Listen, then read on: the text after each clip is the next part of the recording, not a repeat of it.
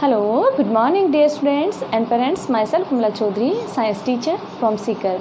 Today we will start the chapter 3 of class 9th and today's topic will be molecular mass and mole concept. यहाँ हम जो देखेंगे आज क्या topic होगा हमारा वो क्या होगा, मॉलिकुलर मास पता करेंगे और फॉर्मूला यूनिट मास हम पता करेंगे। हमने प्रीवियस क्लासेस के अंदर जो केमिकल कंपाउंड है यानी कि कंपाउंड है उनका लिखने के जो फॉर्मूले हैं उनको देखा था कि हम कैसे फॉर्मूला लिखते हैं। तो अब जब फॉर्मूला लिखना हमें आ गया है तो हम उसका मास भी फाइंड करेंगे। अब मास फाइंड हम एटॉमिक मास से ही करेंगे बट उसको हम यहाँ क्या कहेंगे, मॉलिक्यूलर मास कहेंगे। तो जो आज का हमारा जो टॉपिक होगा वो मॉलिक्यूलर मास होगा और क्या होगा, फॉर्मूला यूनिट मास होगा। जो हम प्रीवियस क्लासेस में जो टॉपिक क्लियर कर चुके हैं उन्हीं के बेस पे अगला अपना टॉपिक होगा। तो ये बहुत ईजी होगा क्योंकि अपना वो पहले से पड़ा हुआ है। यहाँ मास से मतलब है जो आपने एटॉमिक मास फाइंड किया था उसी से ही यहाँ मॉलिक्यूलर मास पता करेंगे। फॉर एग्जांपल आपने हाइड्रोजन है, हाइड्रोजन का आप मास पता कर लिया 1 है। अब हाइड्रोजन किसी भी एलिमेंट के साथ में कंबाइन होगा तो उन दोनों कंपाउंड का, या बात करें उस फॉर्मूले में दोनों एलिमेंट है यानी जो कंपाउंड है उसका हम मास पता करेंगे, उसी को ही हम क्या कहेंगे, मॉलिक्यूलर मास कहेंगे। तो let's know about the molecular mass. हम जानते हैं मॉलिक्यूलर मास होता क्या है। The molecular mass of a substance is sum of atomic masses of all atom in a molecule of the substance। यहाँ क्या कहा गया है कि जो molecular mass है वो क्या है, sum of atomic masses, यानी कि जो केमिकल कंपाउंड है, केमिकल कंपाउंड के अंदर जितने भी एटम्स प्रेजेंट होते हैं जिस एलिमेंट के, उन सबको हम जोड़ देंगे और जो आंसर आएगा उसको हम क्या कहेंगे, मॉलिक्यूलर मास कहेंगे। यहाँ हम देख रहे sum of atomic masses of all atoms of a molecule of the substance, यानी किसी भी सब्सटेंस के अंदर कितने एटम प्रेजेंट हैं किसी एलिमेंट के, उन सब का सम होके और जो आंसर होगा वो मॉलिक्यूलर मास होगा। यानी कितने मोल किस एटम के प्रेजेंट है यानी किस एलिमेंट के प्रेजेंट है, इन सब का हम मास करके उसका मॉलिक्यूलर मास हम फाइंड कर लेंगे। यहाँ एक एग्ज़ाम्पल लेंगे, एग्ज़ाम्पल से हम देखेंगे कि किसी भी केमिकल कंपाउंड का मॉलिक्यूलर मास कैसे फाइंड करते हैं। तो यहाँ हम जो एग्ज़ाम्पल ले रहे हैं वो सिंपली वाटर का ले रहे हैं। वैसे ही आप अदर एग्ज़ाम्पल भी सॉल्व कर सकते हो। कोई भी केमिकल फॉर्मूला है उसका आप क्या कर सकते हो, फॉर्मूला लिया मॉलिक्यूलर मास निकाल सकते हो कि जो फॉर्मूला है उसके अंदर आप देखो कि जो कंपाउंड है उसमें एलिमेंट है उनका एटॉमिक मास होगा और एटॉमिक मास को हम ज्वाइन करके और क्या निकाल लेंगे, मॉलिक्यूलर मास निकाल लेंगे। तो हम देखते हैं कैसे निकालते हैं। तो यहाँ है calculate the relative molecular mass of water. Water का रिलेटिव मॉलिक्यूलर मास यानी वाटर का क्या निकालना है हमें, मॉलिक्यूलर मास। सबसे पहले वाटर का आपको फॉर्मूला आना चाहिए यानी H2O, या तो आपको दिया हुआ होगा या आपको आना चाहिए, मे भी नहीं दिया हुआ हो, आपको नाम दिया हुआ हो तो आपको आना चाहिए। हमने जो प्रीवियस क्लास के अंदर केमिकल कंपाउंड्स हैं उनके फॉर्मूले बनाने सीखे थे, इसी के बेस पे अगला टॉपिक आ गया अपना, जो मॉलिक्यूलर मास हम कैसे फाइंड करेंगे। अगर फॉर्मूला ही नहीं पता हमें तो हम मॉलिक्यूलर मास नहीं पता कर सकते। तो आपको फॉर्मूला आने बहुत ज़रूरी है, केमिकल कंपाउंड और उनके फॉर्मूले आने बहुत ज़रूरी है। यहाँ है वाटर का H2O, कई बार क्या होता है दे देता है, कई बार क्या लैंग्वेज में छोड़ देता है। तो आपको लिखना आना चाहिए कि किस में कितने मॉलिक्यूल किस एलिमेंट के होंगे और कितने किस के होंगे। आई होप आपको अच्छे से आ रहा है क्योंकि आपने अच्छे से लिए वो क्लास जो हमने फॉर्मूला बनाने के लिए मेथड देखे थे, आपने अच्छे से सीखा है उसको, तो आप यहाँ अच्छे से कर पाएंगे। यहाँ पर वाटर है, वाटर में हम देखते हैं 2 मॉलिक्यूल तो किसके हैं, हाइड्रोजन के हैं। 1 मॉलिक्यूल किसका है, ऑक्सीजन का है। थोड़ा सा प्रीवियस में लेके चलते हैं कि वाटर का फॉर्मूला बनाने के लिए क्या हुआ, हाइड्रोजन और ऑक्सीजन, क्या है, हाइड्रोजन एंड ऑक्सीजन। सिंबल क्या है, H और O। यहाँ पर सिंबल के बाद में आती है वैलेंसी, हाइड्रोजन की 1 है, ऑक्सीजन की 2 है। फॉर्मूला बनाया था ऐसे H2O, या फॉर्मूला बन गया सिंपली। आपने पहले भी पढ़ा है, थोड़ा सा एक बार रिवाइज करवा दिया तो आपको रिमाइंड हो गया कि हाँ कैसे इसको बना सकते हैं। चलिए यहाँ देखेंगे atomic mass of hydrogen 1 unit है, एटॉमिक मास ऑफ ऑक्सीजन 16 है। कैसे पता किया था, एक बार फिर से मैं पीछे लेके चलती हूँ। एटॉमिक मास ऐसे कैसे पता करते हैं, ये एटम है, कोई भी मान लो हाइड्रोजन है, हाइड्रोजन एलिमेंट है, उसके न्यूक्लियस के अंदर क्या होगा, 1 प्रोटॉन है। क्या है, 1 प्रोटॉन है, 1 ही इलेक्ट्रॉन है। हमने ये कहा था जो न्यूक्लियस के अंदर प्रेजेंट होता है उसको हम ऐड कर देंगे, प्रोटॉन प्लस न्यूट्रॉन को, उसी को हम क्या कहेंगे, एटॉमिक मास कहेंगे। तो यहाँ हमने देखा हाइड्रोजन के अंदर क्या होता है, न्यूट्रॉन नहीं होता है, तो इसका एटॉमिक मास कितना हुआ, 1 हो गया। ऐसा ही ऑक्सीजन का लेते हैं एग्जाम्पल, ऑक्सीजन का एटॉमिक नंबर कितना होता है, 8 होता है, या ये न्यूक्लियस है, 8 एटॉमिक नंबर है। देन प्रोटॉन कितने होंगे, 8, और न्यूट्रॉन भी कितने हैं इसमें, 8, और इलेक्ट्रॉन भी कितने हैं इसके अंदर, 8। मैं डायरेक्ट लगा देती हूँ, ठीक है। अब इसका एटॉमिक मास कैसे पता किया था, इन दोनों को जोड़ के हम देखेंगे तो कितना आया, 16 आ गया। ऑक्सीजन का एटॉमिक मास कितना है, 16, वो हमने यहाँ लिख लिया। चलिए ये बात भी क्लियर हो गई। अब देखेंगे एटॉमिक मास पता कर लिया हमने, तो यहाँ पर मॉलिक्यूलर मास भी पता हो जाएगा, यानी कितने मॉलिक्यूल प्रेजेंट है। एटॉमिक मास है वो जितने मॉलिक्यूल प्रेजेंट है उसे मल्टीप्लाई करके ऐड कर देंगे। आगे देखते हैं।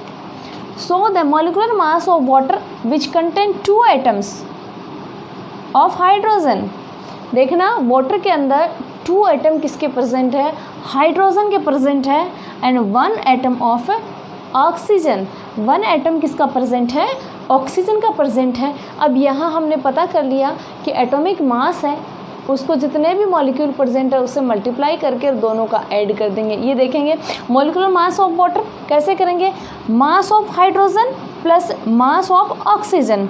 हमने मास ऑफ हाइड्रोजन कितना देखा था, 1 था, क्लियर। यहाँ हमने 1 लिख लिया, ठीक है। बट यहाँ पर मॉलिक्यूल कितने हाइड्रोजन के, 2 हैं, तो 2 × 1, क्योंकि हमें तो दोनों का ही लिखना पड़ेगा ना भाई, दोनों हाइड्रोजन है, दोनों हाइड्रोजन का मास लिखना पड़ेगा। तो जो मास लिखेंगे अपन डायरेक्ट भी कर सकते हैं, 2 × 1 डायरेक्ट रख देंगे यहाँ पे, या हम ऊपर ना लिखें यहाँ डायरेक्ट कर सकते हैं। तो 2 × 1, क्लियर, प्लस यहाँ पर ऑक्सीजन का मॉलिक्यूल कितना है, 1 है, तो यहाँ हमने यहाँ 1 लगा दिया, और ऑक्सीजन का एटॉमिक मास यहाँ कितना है, 16 है, तो हमने यहाँ 16 लगा दिया। इसको जब सॉल्व किया था कितना आया था, 2 + 16, आंसर कितना आया, 18 यूनिट। यहाँ हमने देखा कि जो मास है, मॉलिक्यूलर मास है किसी कंपाउंड का, हमने कैसे फाइंड किया था, सिर्फ और सिर्फ एटॉमिक मास के बेस पे ही हमने फाइंड किया, क्योंकि जो एटॉमिक मास है उसको हम सम कर लेंगे जितने मॉलिक्यूल प्रेजेंट है उन्हीं के बेस पे। तो हमने देखा कि हाइड्रोजन का एटॉमिक मास कितना, 1 है, ऑक्सीजन का 16 है, और यहाँ पर वाटर के अंदर 2 मॉलिक्यूल तो हाइड्रोजन प्रेजेंट है, 1 मॉलिक्यूल ऑक्सीजन प्रेजेंट है। तो इन दोनों का जो एटॉमिक मास होगा, जितने मॉल इसमें प्रेजेंट होंगे जिस भी एलिमेंट के, उसे मल्टीप्लाई करके इनका सम करेंगे, देन आंसर क्या आएगा, 18 यूनिट आएगा। तो आई होप आपको मॉलिक्यूलर मास है वो ईजी वे में समझ आएगा। आप ऐसे कई एग्जाम्पल ले सकते हो, उनका आपको एटॉमिक मास पता होना चाहिए। एटॉमिक मास पता होने का मेथड पता होना चाहिए, अगर नहीं याद रहता है डायरेक्ट तो आप, मैंने अभी एक्सप्लेन किया था, प्रीवियस क्लास में भी किया है, तो आप उसको लर्न रखें कि हम किसी भी एटम का एटॉमिक मास कैसे फाइंड करते हैं। तो एटॉमिक मास फाइंड कर लिया तो मॉलिक्यूलर मास भी आ जाएगा, क्लियर। चलिए ये तो हमने देख लिया मॉलिक्यूलर मास। तो कई बार क्वेश्चन क्या उठता है इसके अंदर कि जो find out the molecular mass of that compound, किसी भी कंपाउंड का फॉर्मूला दे देगा या नेम दे देगा आपको और कहेगा कि इसके अंदर आप मॉलिक्यूलर मास फाइंड करें। अब मॉलिक्यूलर मास आप फाइंड कर सकते हैं, यही मेथड आपको फॉलो करना है और फॉलो करके आपको उसमें से उसका एटॉमिक मास फाइंड करना। एटॉमिक मास को जो मॉल्स हैं उसके परसेंट जिस भी एलिमेंट के जितने उसके मल्टीप्लाई करके उन सब का एडिशन कर देना है, देन आपको क्या मिल जाएगा, मॉलिक्यूलर मास मिल जाएगा। आगे का अपना जो टॉपिक है वो है फॉर्मूला यूनिट मास। अब देखना फॉर्मूला यूनिट मास है वो सेम ऐसा ही है, मॉलिक्यूलर मास जैसा ही। देखते हैं क्या होता है। The formula of unit mass of a substance is a sum of the atomic masses of all atom in a formula of unit of एक compound। सेम ही है, फॉर्मूला ऑफ यूनिट मास भी same है, किसके according, molecular mass के according. ठीक है, तो यहाँ हम देखेंगे कि एक एग्जाम्पल लिया है हमने, calculate the formula unit mass of CaCl2। Calcium chloride है, कैल्शियम क्लोराइड का आपको क्या पता करना है, फॉर्मूला यूनिट मास पता करना है। ठीक है, यहाँ हम देखेंगे atomic mass, same method follow हो रहा है। Atomic mass of calcium plus atomic mass of chlorine. यहाँ पर हम एटॉमिक मास कैल्शियम का और क्लोरीन का हम एडिशन करेंगे और कुछ नहीं करेंगे, सेम मेथड है, सेम फॉलो हो रहा है। Atomic mass of calcium is 40। वो आपको आता है कि एटॉमिक मास कैसे फाइंड कर सकते हैं, 40 कैसे हुआ, क्योंकि कैल्शियम का एटॉमिक नंबर कितना है, 20 है। तो एटॉमिक नंबर 20 है, देन प्रोटॉन भी 20 है और प्रोटॉन 20 है, न्यूट्रॉन भी 20 है, तो एटॉमिक मास कितना हुआ, 40। क्लियर। क्लोराइड है, क्लोराइड का मतलब यहाँ पर 2 क्लोरीन से लेना देना अपना, जो एक क्लोरीन का एटॉमिक मास होता है वो 35.5 होता है। तो यहाँ हमने देखा है कि इसके अंदर हम CaCl2 की देखते हैं 1 मॉलिक्यूल ऑफ कैल्शियम है और 2 मॉलिक्यूल ऑफ क्लोरीन है। तो यहाँ हमने देखा 40 लिख रखा है, किसी से मल्टीप्लाई नहीं किया, आप 1 से कर सकते हैं और 40 लिख सकते हैं, कोई फ़र्क नहीं पड़ता कि 1 मॉलिक्यूल ऑफ कैल्शियम है तो ऐसा लिख सकते हैं, नहीं भी लिखें तो चलेगा। बट यहाँ पर ये क्लोरीन का एटॉमिक मास है और क्लोरीन के मॉलिक्यूल कितने परसेंट है, 2 मॉलिक्यूल परसेंट है। तो हम दोनों मॉलिक्यूल का एटॉमिक मास पता करेंगे, तो दोनों मॉलिक्यूल का एटॉमिक मास कितना होगा, 71। कितना हुआ, 71। उसके बाद में वैल्यू पुट इन फॉर्मूला, हम वैल्यू को फॉर्मूले में रखते हैं। एक तो अपने पास आ रहा है 40, दूसरा अपने पास आ रहा है 71। ठीक है, formula unit mass of calcium chloride.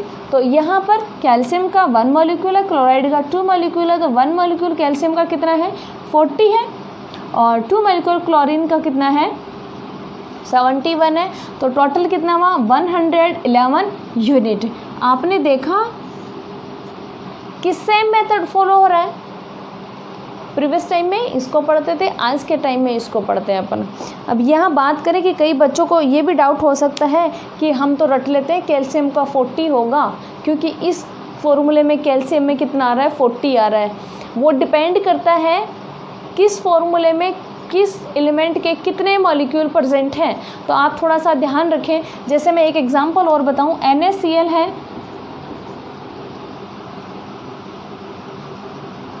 NaCl की बात करें तो यहाँ पर 1 मॉलिक्यूल है, वो किसका है, सोडियम का है और 1 मॉलिक्यूल ही क्लोरीन का है। तो यहाँ पर सोडियम का एटॉमिक मास कितना होता है, 23 होता है और क्लोरीन का कितना होगा, यहाँ पे ओनली 35.5 होगा। इसको ऐड करोगे तो आपका यूनिट मास आ जाएगा। ठीक है, अब कई बार बच्चों का ये भी डाउट हो सकता है कि यहाँ पर तो हमने क्लोरीन का कितना लिया था, 71 लिया था, तो यहाँ भी मैं 71 रख सकता हूँ। नहीं होगा, क्योंकि यहाँ पर कितने मोल प्रेजेंट है किसी एलिमेंट के, तो वो बात करें तो 1 ही है, तो आप 1 का रखेंगे। यहाँ 2 है तो आप मल्टीप्लाई कर देंगे, यहाँ नहीं है तो आप नहीं करेंगे। तो डायरेक्ट आप लिख सकते हैं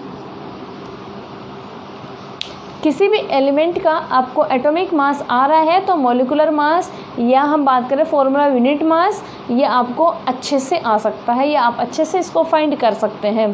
तो आई होप आपको ये अच्छे से समझ आया है। तो आज मैं आपको 2 क्वेश्चन देती हूँ, आप इनको फाइंड आउट करें। जो हमने पढ़ा है सेम मेथड फॉलो करना है, यहाँ भी आप इन क्वेश्चन की प्रैक्टिस करें। देखना, मैंने क्वेश्चन दिया है, होमवर्क आपके लिए। Calculate the molecular mass of hydrogen, अलग है, oxygen, chlorine, carbon dioxide, methane, C2H6, MgO, NaNO3 and CH3OH।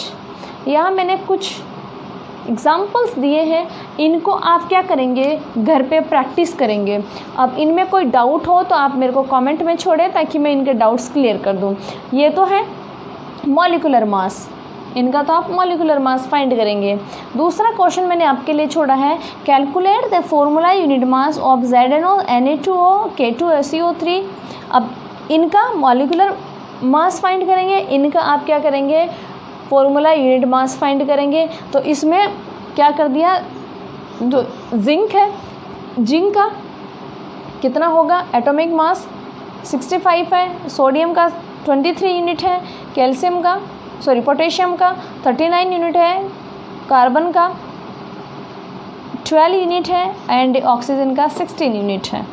यहाँ पर ये U लिखा हुआ है भाई, कंफ्यूज मत होना, ये U है, ठीक है। तो ये आपके लिए क्या होगा, होमवर्क होगा, आप इनको करें। अगर कोई डाउट रहता है तो आप कमेंट में छोड़ें ताकि मैं उनको डाउट्स को क्लियर कर सकूं। तो आई होप आपको अच्छे से समझ आया है और आप समझ भी रहे हैं। कॉपी में भी नोट डाउन करें।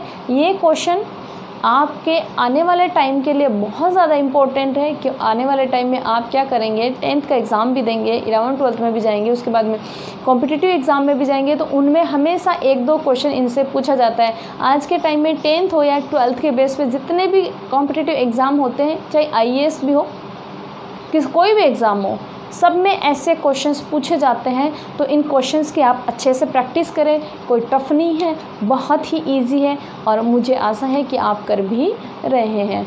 समझ रहे हैं, अच्छा करें, लर्न भी करें, रिवाइज भी करें, एक शेड्यूल बना के इनको लर्न करें। तो आई होप आपको अच्छे से समझ आया है और आप इनको कर भी रहे हैं। आज के लिए बस इतना ही। Thank you.